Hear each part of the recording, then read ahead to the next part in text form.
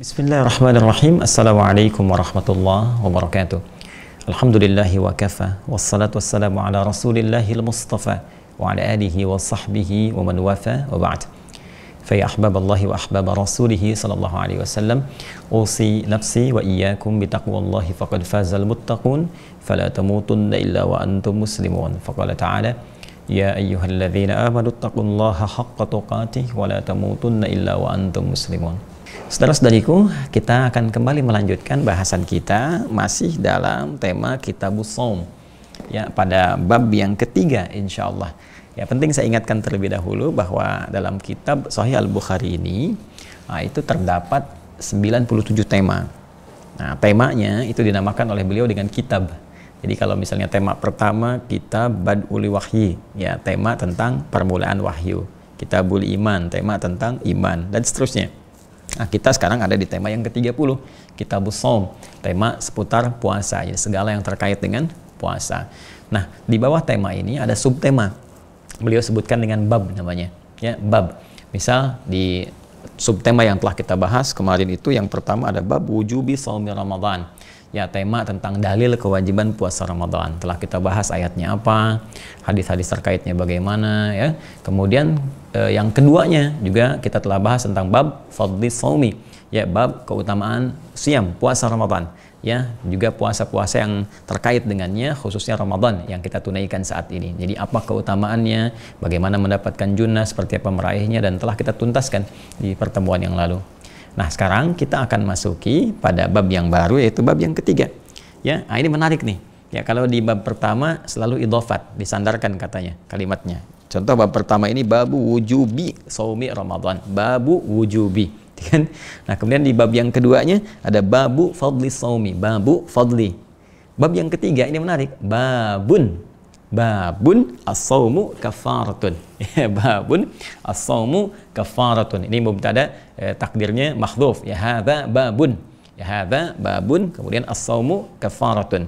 Jadi beliau ingin memberikan penekanan kepada informasi yang akan disampaikan. Ya, jadi seakan ingin menegaskan bahwa ini yang ketiga ini spesial nih. Ya, awas, jangan sampai Anda sedikit lengah untuk bisa menelaah bab ini karena sama pentingnya dengan sebelumnya. Jadi dibuat variasi oleh beliau. Kalau sebelumnya diidofatkan bab ini penting, maka yang ketiga dikatakan babun, bab ini nggak kalah penting. Hadza babun, ya kan? Jadi apa yang penting dari bab ini? Ya, mubtadanya tadi mahdhuf dibuang hadza, gitu kan? Kemudian khabarnya babun, hadza babun. Ya, inilah bab. Apa yang penting sih di bab ini? As-shaumu kafaratun. Puasa itu bisa menjadi penghapus dari dosa-dosa kecil, ya, yang kita pernah kerjakan. Nanti kita akan lihat hadisnya. Pun demikian berpotensi juga menggugurkan dosa-dosa besar dengan taubat yang kita lakukan saat puasa itu dikerjakan. Nah, jadi beliau ingin mengatakan bahwa di antara pentingnya esensi puasa dan di antara keistimewaan yang melekat juga pada puasa, bahwa puasa itu berpotensi bisa menjadi penghapus dosa-dosa. Ya, jadi jangan sembarangan. Saking pentingnya ini, maka beliau membuat sifat yang khusus, tampilan yang khusus, ya, tidak disamakan seperti sebelumnya, tapi memberikan perhatian besar kepada kita untuk mengamati bab berikut ini. Bismillahirrahmanirrahim. Babun as-shaumu kafaratun. Inilah bab subtema yang membahas tentang as-shaumu, bahwa puasa itu bila ditunaikan dengan benar. Ingat, kalau ada alif lam itu spesifik menunjukkan, ya, ta'rif ma'rifah. Jadi kalau ada alif lam itu bisa dua fungsi secara umum. Bisa istighraq, ya, mencakup segala hal banyak. Ya, seperti alhamdulillah, gitu kan, semua pujian hanya milik Allah tanpa kecuali. Ada ta'rif, sesuatu yang menunjukkan kekhususan. Beda dengan yang lain, ada spesifikasinya. Kalau dalam persoalan aturan misalnya ada kejelasannya, ada hukumnya, beda dengan yang lain, gitu kan? Seperti sholat misalnya pakai alif lam, ya, alladzina yu'minuna bil ghaib wa yuqimunas shalah wa aqimus shalah, kan? Nah, itu ta'rif atau diidhafatkan misalnya, alladzina hum fi salatihim khashi'un, kan? Him ada idhafatnya di situ. Seakan memberikan kesan kepada kita bahwa sholat itu ada aturannya, khusus, ketentuannya, nggak boleh sembarangan. Kalau enggak, Anda nggak mendapatkan segala keistimewaan yang melekat pada sholat. Nah, di sini pun dibuka dengan alif lam, as-shaumu, ya, puasa yang ditunaikan dengan benar itu, puasa ini nih, dengan puasa ini, kafaratun, maka diantara keistimewaannya bisa melahirkan kafarah, ya, penghapus dari kesalahan-kesalahan yang pernah dilakukan. Baik, seperti apa informasinya? Mari kita baca. Ini hadisnya, posisinya nanti di nomor hadis 1895. Ya, 1895 ini adalah urutan dari hadis yang pertama dari kitab Badul Wahyi sampai dengan ke Kitabus Shaum pada bab yang ini. Ya, kalau di urutannya ini sendiri, di bab Kitabus Shaumnya sendiri, di Kitabus Shaum ini urutan yang kelima. Ya, urutan yang kelima. Baik. Bismillahirrahmanirrahim. Haddatsana Ali bin Abdullah, haddatsana Sufyan, haddatsana Jami' an Abi Wa'il an Hudzaifah. Ya, qala haddatsana Ali bin Abdullah, telah menyampaikan kepada kami, kata Imam Al-Bukhari, Ali bin Abdullah, haddatsana Sufyan, telah menyampaikan kepada kami Sufyan, haddatsana Jami', telah menyampaikan kepada kami Jami' an Abi Wa'il, dari Abi Wa'il an Hudzaifah, dari Hudzaifah. Ini Hudzaifah di sini sahabat Nabi SAW yang mulia, Hudzaifah Al-Yamani. Ya, Hudzaifah bin Al-Yamani. Jadi ini sedikit saja inspirasi dari sahabat mulia ini, Hudzaifah bin Al-Yamani radhiyallahu taala anhu. Ini seorang yang sangat spesial ya di kalangan para sahabat. Jadi punya 3 keutamaan yang melekat pada beliau yang bahkan diakui oleh para ulama. Ya, pertama kecerdasan. Jadi kecerdasannya itu juga ditunjang oleh nalar yang tinggi. Ya, sahabat Nabi banyak yang cerdas. Ya. Omar itu cerdas, diakui radhiyallahu taala anhu. Ali bin Abi Thalib karramallahu wajhah cerdas. Ibnu Abbas radhiyallahu taala anhu cerdas. Amr bin As cerdas radhiyallahu taala anhu. Banyak yang cerdas.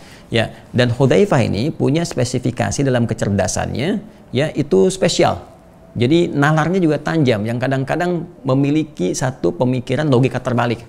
Ya, ini ada logika terbalik. Jadi kalau misalnya orang-orang membahas tentang surga, nanya pada Nabi Rasulullah, bagaimana surga ini, ada berapa pintu, bagaimana cara masuk dan sebagainya, misal ya, maka Hudzaifah Al-Yamani itu bertanya tentang neraka. Orang bertanya tentang nikmat kubur, Hudzaifah tanya tentang azab kubur. Ya, orang-orang bertanya gitu kan, ya Hudzaifah radhiyallahu ta'ala anhu, kenapa engkau ini tanyanya kok kayak nyeleneh gitu, aneh-aneh. Kita tanya surga, Anda tanya neraka. Kita tanya nikmat kubur, Anda tanya azab kubur. Kata Hudzaifah Al-Yamani, ya kan, orang kalau mau ke surga sudah paham ini pintunya, ini jalannya, ini begini. Banyak keterangan di Al-Quran, banyak penjelasan Nabi SAW bima makna demikian. Tapi kalau tidak pernah tahu lubangnya, ya tidak pernah tahu di mana duri untuk menghambatnya, ya maka kita juga sulit untuk memasukinya. Maka beliau bertanya tentang neraka itu supaya tahu hal-hal yang harus dihindari. Nah, ini loh jalan-jalan yang bisa menjerat ke neraka. Alih-alih pengen ke surga, ternyata terpleset jatuh ke neraka. Gitu kan?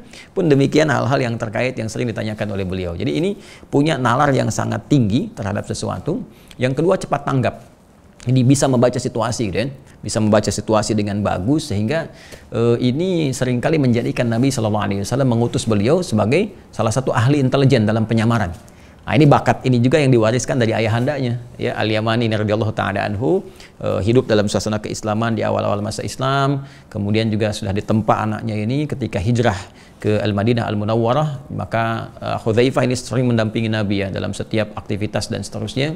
Nah, ayahnya ini Al-Yamani radhiyallahu taala anhu ini gugur beliau dalam perang Uhud, dan ini gugurnya pun dalam satu hal yang sangat menarik gitu ya, karena tidak diketahui bahwa beliau itu dalam pasukan orang beriman, pasukan orang-orang mukmin, karena tadi bakat penyamarannya tinggi gitu ya. Jadi beliau biasanya penetrasi ke pasukan-pasukan musuh seperti apa dan sebagainya, membawa informasi dan seterusnya. Akhirnya di pertempuran itu tidak diketahui, dikira bagian dari musuh, ternyata kemudian bagian dari kaum mukminin. Yaitu pernah terjadi. Dan bakat penyamaran ini, ya bakat intelijennya ini tersalurkan ya kepada Hudzaifah Al-Yamani dan terasah lebih dalam lagi. Sehingga nanti dalam beberapa peperangan, termasuk yang paling populer ya di kalangan sejarah muslim itu adalah perang Khandaq. Ya, perang Khandaq ketika terjadi pengepungan besar ke kota Nabi Al-Madinah Al-Munawwarah ya, dan banyak pasukan dan sebagainya. Nah, Nabi harus mengirim ya satu intelijen yang dahsyat, yang hebat dalam penyamaran, yang bisa mengetahui kondisi pasukan musuh, khususnya setelah beberapa masa terkepung di situ. Jadi mereka mengepung, mereka sendiri terkepung oleh badai topan, terkepung oleh keadaan yang suku-suku sebagian sudah mulai meninggalkan, termasuk Yahudi Bani Quraidah, kan, kemudian makanan mulai menipis. Nah, itu Nabi ingin ketahui situasi realnya seperti apa, ya, sehingga bisa menenangkan di kalangan para sahabat-sahabat Nabi pada saat itu, sallallahu alaihi wasallam. Maka yang diutus Hudzaifah al-Yamani. Ini sangat populer sekali, bisa langsung masuk ke jantung musuh tanpa diketahui. Bahkan malam-malam Abu Sufyan itu ingin memastikan dulu apakah semuanya aman. Ya, dia katakan sangat populer di sejarah. Ya, saya khawatir ada di antara ya pasukannya Muhammad SAW ini menyelinap ya di sekitaran kita. Maka setiap orang mesti mengenal siapa yang di sampingnya. Itu begitu mendengar kalimat itu langsung dia pegang tangan kawannya di sampingnya itu. Ya, kawan di sini maksudnya musuh yang dekat dengan dia di situ. Dia pegang langsung dia tanya duluan, kamu siapa? Gitu. Supaya dia nggak balik nanya gitu. Nah, itu memberikan satu tanggap yang luar biasa dan intelijensia yang tinggi. Jadi nanti ada satu bab bahkan ya di Sahih Al-Bukhari ini ada pembahasan nanti bagaimana di kemiliteran misalnya. Nabi itu kan punya 12.000 sahabat. Dari 12.000 ini 38 panglima. Nah, nanti di bab militer tuh banyak sekali sebetulnya ya. Ada bab misalnya tentang strategi militer, bagaimana pengaturan bahkan ibadah dalam konteks peperangan seperti apa cara sholatnya. Ada konteks dalam arti penangkal ya dari serangan-serangan musuh ya, kalau sedang diserang bagaimana cara menata dirinya. Bahkan ada beberapa ayat-ayat atau hadis-hadis yang memohonkan kepada Allah perlindungan supaya dibantu, supaya nggak terdeteksi gitu. Itu ada ya, penangkal dari racun itu ada ya, dan itu dahsyat. Makanya 38 panglima itu satu panglimanya kekuatannya itu bisa menaklukkan Persia dan Romawi pada saat itu ya, Persia dan Romawi. Dan ini kekuatan intelijen ahlinya saja ini bisa seperti ini ya, sahabat Hudzaifah nggak ketahuan. Jadi nggak ngaku misalnya saya ini intel loh tapi bisa menyamar dengan luar biasa hebatnya. Ini mungkin bisa dipelajari di bab militer ya. Nah, ini Hudzaifah ini. Dan yang ketiga, selain tadi cerdas, cepat tanggap, nalarnya kuat, yang ketiga itu pandai dan kuat memegang rahasia. Nah, ini luar biasa ini, kepada siapapun gak dibuka, termasuk kepada sahabat-sahabat yang lainnya yang mungkin mulia ya, radhiyallahu taala anhum jami'an. Tidak kepada Abu Bakar As-Siddiq, tidak kepada Umar bin Khattab dan sebagainya. Nah, ini kekhususan spesialisasi Hudzaifah bin al-Yamani. Dan nanti sepeninggal Nabi pun banyak dipancing-pancing ya oleh para sahabat yang lain supaya sebagian ini disampaikan kepada mereka, tapi beliau teguh memegang janjinya. Di antara yang paling populer tercatat dalam kitab sejarah adalah Nabi memberikan daftar orang munafik Madinah ya kepada Hudzaifah al-Yamani untuk diawasi, dikontrol. Nah, inilah indahnya Nabi, Masya Allah, sayang kepada umat sampai di titik tertentu ditunggu supaya mau berubah gitu kan ya, bila Allah menghendaki. Jadi mereka supaya tobat seperti di An-Nisa 143, illal ladzina tabu aslahu wa atasamu gitu kan billahi dan wa akhlasu dinahum lillah faulaika ma'al mu'minin wa sawfa yu'tillahul mu'minina ajran 'azima. Jadi diharapkan mereka itu tobat, diharapkan baik lagi, sehingga diberikan rahasia itu kepada Hudzaifah al-Yamani. Orang-orangnya disebutkan oleh Nabi daftarnya supaya dipantau, diawasi gitu kan, apa tindakan-tindakan yang bisa membahayakan, adakah pengaruh-pengaruh buruk dari kalangan yang lain, adakah dorongan untuk kembali menjadi baik gitu kan, terlihat dari karakteristiknya. Di samping tentunya ada doa, ada upaya dari dakwah Nabi SAW. Dan ini nggak dibuka ya, karena kalau dibuka ribut nanti dan sebagainya. Jadi disimpan teguh itu sampai sepeninggal Nabi pun SAW. Beberapa sahabat mencoba untuk bertanya ya, termasuk Umar itu yang paling getol, tapi nggak pernah dibuka ya, nggak pernah dibuka. Bahkan satu kali Umar jeli nih, Umar itu cerdas, jenius ya. Bahkan sekali Toha Hussein tuh pemikir liberalnya Mesir tuh ya, pemikir liberalnya Mesir itu, dia ngarang kitab namanya Abqariyatu Umar ya, kejeniusan Umar bin Khattab radhiyallahu taala anhu. Jadi ini biasanya kalau di luar itu liberalnya itu tahu Quran lah ya, bisa hafal Quran, bisa apa, dan makanya diluruskannya enak gitu ya. Ini yang aneh-aneh yang kekinian nih ya, sudah Quran nggak hafal, bahasa Arab juga nggak bagus-bagus amat gitu kan, atau hadisnya nggak paham, tapi banyak berfatwa sehingga banyak sekali nyeleneh dan hal yang bisa kita tinggalkan. Kita doakan ya, kita doakan supaya kembali pada jalur yang benar, bisa diskusi dalam kebaikan dan mendapatkan rahmat Allah Subhanahu wa taala. Jadi arah kita mengarahkan pada nilai-nilai yang baik. Nah, Umar itu suka mancing. Jadi di antara kecerdikannya, Umar melihat nih, jadi kalau ada yang meninggal di Madinah, beliau tanya dulu, Hudzaifah nyolatin nggak? Ya, kalau nyolatin berarti bukan munafik. Kalau nggak nyolatin munafik. Ya, karena orang munafik itu kan dilarang disolati gitu kan. Ada ayat turun kepada Nabi sallallahu alaihi wasallam. Jadi ya udah, jangan sholat itu, kisah Abdullah bin Ubay bin Salul yang di At-Taubah itu ya, jadi diminta untuk tidak menyolati mereka walaupun mereka hadir di lingkungan itu karena keburukannya terhadap Islam,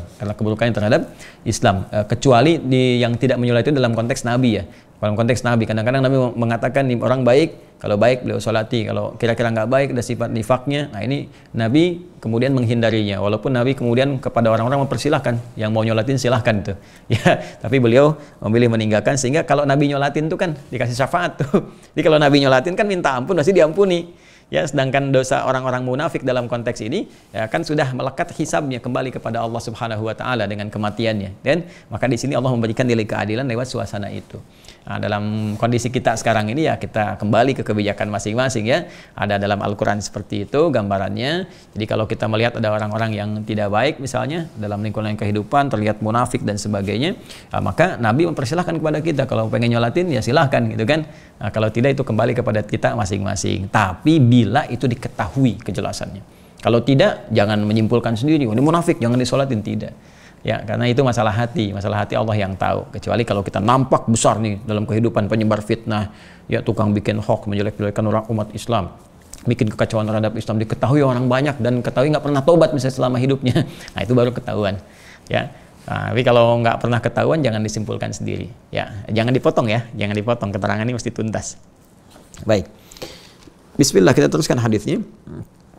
An Hudzaifah radhiyallahu taala anhu qala, beliau menyampaikan qala Umar radhiyallahu taala anhu. Jadi ini mengisahkan Hudzaifah al-Yamani bin al-Yamani bahwa satu kali Umar bin Khattab radhiyallahu taala anhu setelah menjadi khalifah tentunya ya bertanya gitu kan, bertanya kepada kalangan sahabat. Jadi sedang duduk-duduk seperti ini, ya duduk, kemudian Umar radhiyallahu taala anhu bertanya kepada kalangan para sahabat. Nah, ini barangkali bisa diambil referensi ya. Umar itu kan khalifah, pemimpin dalam konteks kekinian ya, presiden, raja besar, wilayahnya banyak gitu kan, bukan sekedar di Jazirah Arab saja, sudah mulai meluas gitu kan di masa Umar bin Khattab radhiyallahu taala anhu. Tapi dengan segala keutamaan dan kedudukan itu masih berkenan untuk duduk-duduk minta pendapat, ya kan? Ya kalau kita mungkin di kekinian sidang kabinet ya, minta pendapat dari para menteri ini dan sebagainya. Tapi yang paling menarik bukan para menteri saja, kabinetnya Umar itu. Ya ada para ulama-ulama dimintain pendapat, nih kalau begini bagaimana. Jadi pemecahannya itu solutif. Kalau ada riak-riak misalnya masalah-masalah terkait dengan sara, pendekatannya agama apa, maka pendekatannya bagaimana nih, tanya ulama, karakteristik masyarakat ini bagaimana, ini seperti apa, ya pendekatan yang terbaik bagaimana misalnya. Kalau masalah ekonomi tanya pakar ekonominya, kalau masalah-masalah politik kumpulkan politisi dan sebagainya, sehingga situasinya kondusif. Ya, situasi kondusif dan kadang sering berbincang ya hal-hal antisipatif yang mungkin terjadi, terutama hal-hal yang disampaikan Nabi. Ya karena kalau informasi dari Nabi itu pasti sifatnya, ya pasti terjadi. Jadi kadang Nabi kan memberikan gambaran-gambaran berdasarkan petunjuk dari Allah Subhanahu wa taala. Akan terjadi begini, ya Romawi akan dikalahkan, setelah itu mereka menang lagi, akan begini lagi. Nah, itu dipahami betul oleh para sahabat, pasti terjadi. Di masa siapa nih terjadi nih? Apa langkah antisipatifnya? Apa yang harus disiapkan, gitu kan? Nah, bagaimana menyiapkan pasukan militer terbaik, bagaimana menyiapkan generasi terbaik, bagaimana meningkatkan kualitas pendidikan mereka. Itu disiapkan betul dari arahan-arahan sebelumnya dari Nabi sallallahu alaihi wasallam karena sifatnya pasti.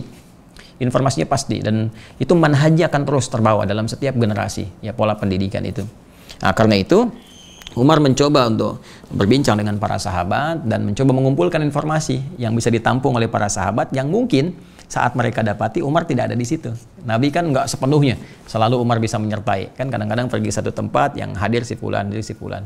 Nah, maka Umar bertanya ya, man yahfadhu hadithan 'anil Nabi sallallahu alaihi wasallam fil fitnati. Nah, siapa yang hafal satu hadis ya, siapa yang hafal hadis dari Nabi sallallahu alaihi wasallam terkait dengan fitnah. Nah, terkait dengan fitnah. Qala Hudzaifah, maka Hudzaifah bin Al-Yamani menjawab, ana sami'tuhu. Ya, saya hafal, saya pernah mendengar. Ya, saya pernah mendengar. Jadi ketika Umar bertanya, tahukah di antara kalian yang pernah dengar hadis tentang fitnah? Ya, maka Hudzaifah Al-Yamani bin Al-Yamani mengatakan, saya pernah dengar. Ana sami'tuhu yaqul. Saya pernah mendengar Nabi sallallahu alaihi wasallam menyampaikan hadisnya, fitnatur rajuli fi ahlihi wa malihi wa jarihi tukaffiruha as-salatu was-siyam was-sadaqah. Nah, ini hal yang terkait dengan pembahasan kita di titik ini ya. Pembahasan kita di titik ini. Kata Hudzaifah Al-Yamani, ini sering disingkat Al-Yamani ya, padahal bin Al-Yamani asalnya, Hudzaifah bin Al-Yamani karena yang Al-Yamani itu bapaknya. Kemudian ada sami'tuhu yaqul, saya mendengar Nabi sallallahu alaihi wasallam pernah bersabda, fitnatur rajuli, fitnah yang menimpa seorang lelaki. Ya, seseorang ya, di sini bisa diartikan ini penekanannya kepada lelaki karena nanti konteksnya dalam kehidupan, tapi juga bisa menimpa kepada perempuan. Jadi kalau disebutkan bentuk mudzakkar itu kadang mewakili ke perempuan sepanjang bukan dikhususkan.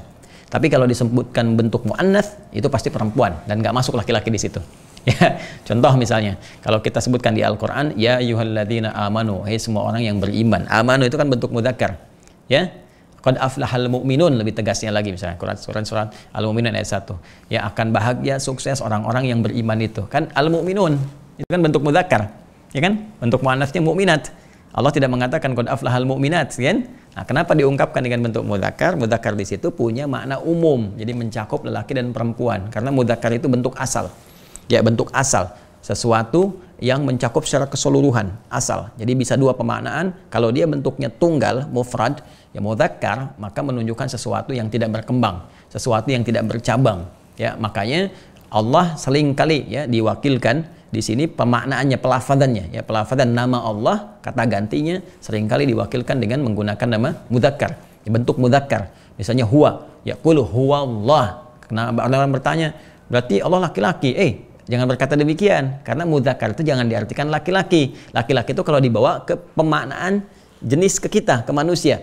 Ya, kalau dibawa ke gender ke kita, ya ke manusia, ke makhluk. Ya, maka menggunakan huwa untuk menunjuk laki-laki. Kalau binatang itu jantan, kan?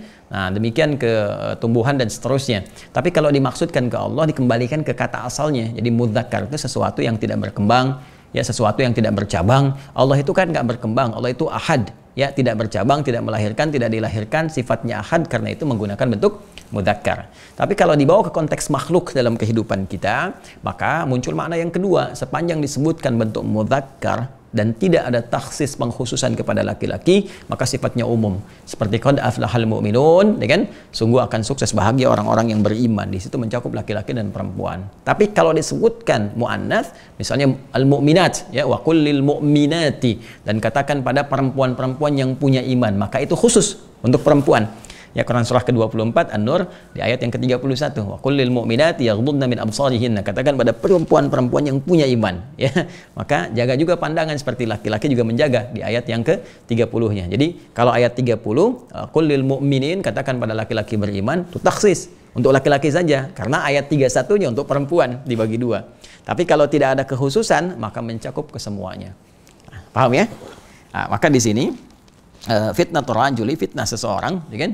Nah, di sini fi ahli, karena ini domirnya kembali kepada rajul, ada mengkhususkan taksis kepada lelaki, ya pada umumnya.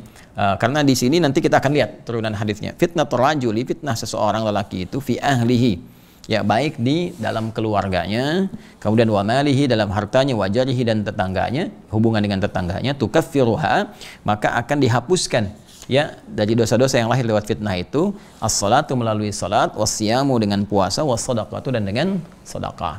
Baik, pelan-pelan ya, pelan-pelan kita bahas dulu. Fitnatur rajuli, fitnah ujian, ya yang bisa melahirkan dosa. Ya, karena itu di sini bisa diartikan dosa, ya dzambur rajuli atau dzunubur rajuli. Jadi fitnah itu asalnya begini, kata fitnah itu asalnya adalah logam, umumnya emas, ya.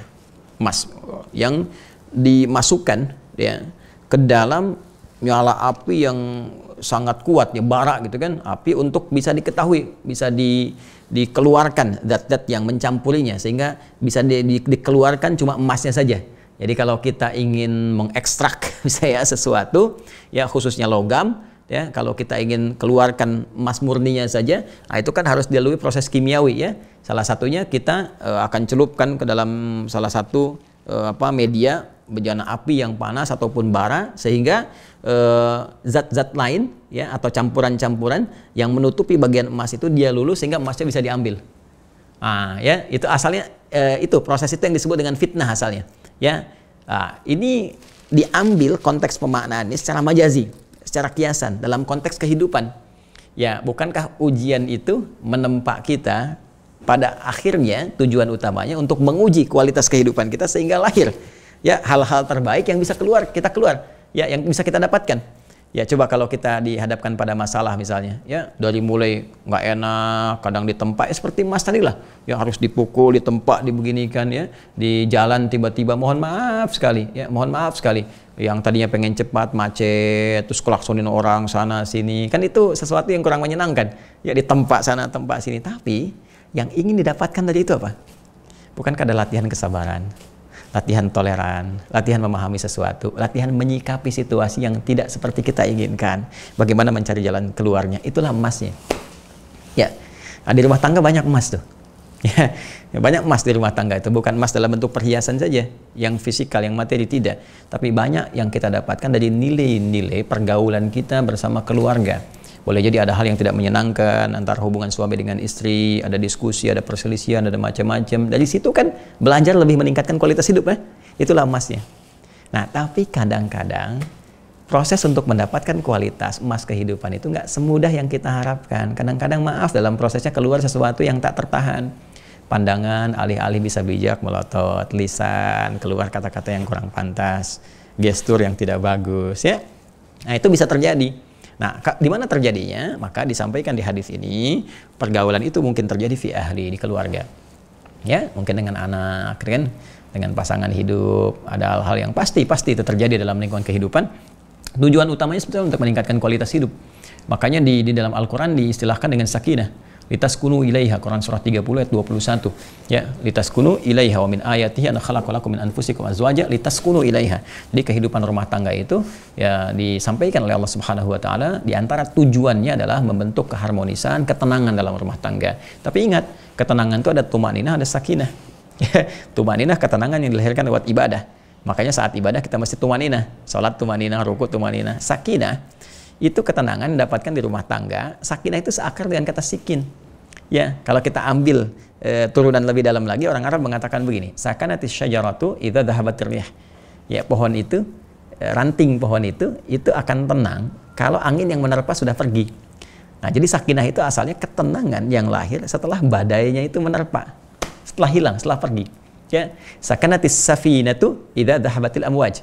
Ya, kapal itu akan tenang ya ketika ombak-ombak yang menerpanya itu sudah mulai pergi. Jadi saat ombak gitu datang, menggoyang gitu kan, sebetulnya untuk meningkatkan kualitas kapal. Sehingga ketika ombaknya itu telah pergi, bisa dia tenang dengan bagus, kokoh gitu. Kalau kita nggak pernah diterpa ombak, nggak tahu kekuatan kapalnya bagaimana.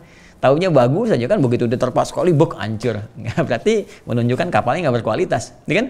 Nah, sama persis dalam kehidupan kita. Kalau ingin mengetahui suami yang tangguh, istri yang hebat, maka harus diuji ya dengan ujian-ujian kehidupan. Di situ tahu kita, oh suaminya sabar, oh suaminya ulet, oh istrinya juga sabar, oh istrinya tekun. Nah, kalau nggak ada persoalan itu, nggak teruji kualitas hidup, baik ya? Nah, tapi dalam upaya menjalani itu semua, nah, terkadang ada dua yang mungkin tidak mudah ditaklukkan, ya satu nafsu, yang kedua ya pendorong nafsu, yaitu setan. Kadang-kadang keluar kan hal-hal yang tidak kita inginkan, tidak diniatkan tapi muncul, misalnya tiba kemudian apakah amarah yang kurang terkontrol dari lisankah, dari macam-macam fi ahli, di keluarga. Kalau sudah ahlun itu semua anggota yang terkait di keluarga, bisa dengan orang tua, bisa dengan istri atau istri dengan suami, bisa dengan anak gitu kan. Nah, itu keluar kadang-kadang. Nah, itu ujian di dalam kehidupan rumah tangga, fitnah tadi, ujian tempaan-tempaan alih-alih mendatangkan kualitas yang baik, toh disertai juga gitu ya dengan kotoran-kotoran lain. Nah, itu kan harus dibersihkan sebelum pulang menuju Allah, ya, harus dibersihkan. Nah, termasuk teruskan dulu hadisnya, wa malihi, dalam harta. Coba lihat dalam pencarian harta. Ya, mohon maaf kadang-kadang misalnya ada cara yang salah, ya, atau bahkan penyalurannya tidak tepat. Dapatnya halal tapi disalurkan pada hal yang tidak halal. Ya, beli pakaian yang salah. Ya, orang kok dulu mau ditutup aurat, sekarang kok dibuka-buka. Misalnya beli pakaian untuk terbuka aurat, beli hal-hal yang tidak bermanfaat dan sebagainya. Atau cara dapatnya juga salah. Ya, mohon maaf, ada yang misalnya memaksakan untuk menyuap, memaksakan ini, itu, dan sebagainya. Salah. Atau dalam proses pekerjaannya misalnya, keluar kata-kata kotor dan sebagainya. Hartanya halal, cuman prosesnya kadang-kadang didapatkan dengan prasangka yang tidak baik, dan seterusnya. Kemudian wajarihi, dengan tetangga. Nah, ini udah pastilah singgungan dengan tetangga macam-macam yang nggak disengaja, yang pikiran nggak bagus. Tukaffiruha. Nah, proses hal-hal yang menyertai tadi yang kurang bagus itu bisa dihapuskan. Ya, itu bukan bisa dihapuskan. Nah, yang dimaksud di sini, kalau kafarat di sini yang dimaksud bukan dosa besar ya. Dosa besar, dosa-dosa yang terkait dengan ya boleh jadi hakun adami secara langsung. Ya, baik itu misalnya ya melakukan tindakan-tindakan, mohon maaf sebesar-besarnya ya, kezaliman, zolim itu bisa menyakiti yang secara fisikal, kemudian ada zina misalnya, ada sampai mohon maaf menghilangkan nyawa misalnya, dan seterusnya, maka itu masuk dalam kalangan dosa besar yang itu harus tobatnya khusus, ya tobat nasuhanya khusus. Yang dimaksud di sini adalah hal-hal yang kadang nggak kita niatkan tapi terjadi. Nah, itu bisa dihapuskan langsung melalui 3 amalan utama, yaitu as-salatu, 1 salat. Maka di hadis Muslim nanti ada turunan hadis ini, as-salawatu ila as-salawat wal jumu'atu ila al-jumu'ah wa ramadan ila ramadan kaffaratun lima bainahunna ma lam takulil kabair. Ya, salat satu ke salat yang lainnya itu, Jumat ke Jumat, Ramadan ke Ramadan, itu bisa menghapuskan dosa-dosa yang bukan yang besar, yang kita kadang-kadang nggak sengaja keluar itu. Jadi jangan dikira salat itu orang yang kecil, tidak. Ya, itu banyak kesalahan-kesalahan yang mungkin akan digugurkan sebelum hisab. Ya, jadi jangan pernah mengabaikan sholat ya. Sekali lagi, sholat itu sangat luar biasa. Nanti kalau udah mau meninggal tuh terasa pentingnya sholat. Ya, kalau memang masih mengabaikan. Tapi kalau kita perhatian bagus, tunaikan, semasa hidup akan terasa manfaatnya. Kemudian as-siyam, nah ini dia, puasa. Ya, jadi puasa itu saat kita kerjakan, ini saat puasa nih, Masya Allah, dosa-dosa Allah gugurkan. Allah gugur otomatis tuh, yang tadi yang saya sebutkan. Ya, kalau dosa-dosa besar ya kita bertaubat kepada Allah sambil istighfar. Bahkan hadisnya spesifik kan, di kitab Siyamnya nanti nomor hadis ke-38-nya kan, man shoma ramadhana imanan wa ihtisaban ghufira lahu ma taqaddama min dhanbi. Siapa yang puasa Ramadan dengan benar, tunaikan dengan baik, ikhlas, tulus, terus dia bermuhasabah, ingat dosa-dosanya. Ya, dia memohon ampunan kepada Allah, ingat satu-satu pada orang tua, ya, pada pasangan, pada anak-anak, pada kerabat dan sebagainya. Dia minta ampun, tuh diampuni dosa-dosa yang pernah dia kerjakan sebelumnya. Ya, tapi dengan dia puasa itu yang tidak sengaja tadi, nah, itu muncul seketika. Ya, penghapusannya. Kan sering Anda katakan ya, minta maaf, mohon maaf dari kesalahan-kesalahan baik yang disengaja, ini sebenarnya bermasalah nih. Ya, kalimat baik yang disengaja ini, kenapa sengaja berbuat dosa? Saya suka agak senyum-senyum kalau ada orang mengatakan mohon dimaafkan hadirin dari kesalahan-kesalahan yang mungkin baik itu disengaja ataupun tidak disengaja. Kalau nggak sengaja itu wajar, Joni. Ya, ini ada kafarat. Tapi kalau disengaja, jadi pertanyaan, kok sengaja berbuat dosa? Itu ya. Nah, itu jadi ya, itu dia yang sengaja berbuat dosa itu mesti taubat tuh. Ya, taubat ya, innamat taubatu 'alallahi lil ladzina ya'maluna su'a bijahalatin. Itu di Quran surah keempat ayat yang ke-17 itu. Nah, tapi kalau tidak disengaja ini dengan kafaratnya hilang. Jadi saat kita puasa, Masya Allah, jangan dikira nggak ada nilainya.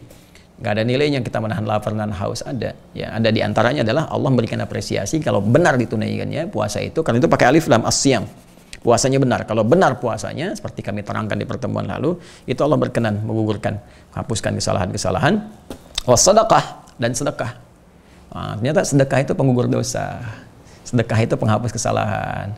Nah, jadi kalau udah kesalahan-kesalahan tadi yang dihapus, apa parameter keberhasilan kita menunaikan itu, dan petunjuk yang menyampaikan kepada kita bahwa salah itu telah hilang. Di antaranya bisa dicek melalui kebiasaan kita yang baru.